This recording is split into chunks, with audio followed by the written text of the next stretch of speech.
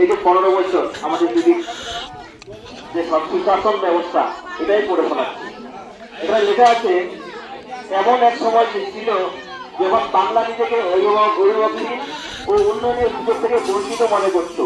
সেই দুঃসময়ে নিজেকে ভবিষ্যৎ করতে বাংলার মানুষ দিদির উপরে আস্থা রেখেছিলেন, আর সেই আস্থার ফলস্বরূপ গত 15 বছর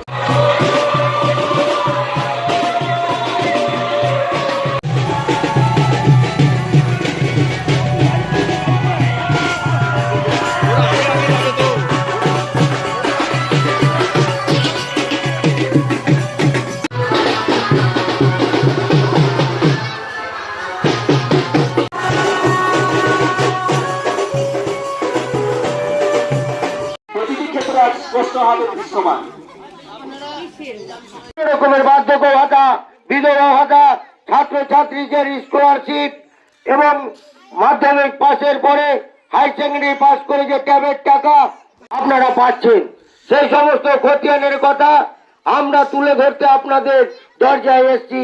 তাই আগামী দিনে এই মুখ্যমন্ত্রী মমতা ব্যানার্জিকে আমাদের বাঁচিয়ে টিকিয়ে রাখতে হবে। এইটুকুন কথা বলে আমার এই বক্তব্য এখানে শেষ করছি।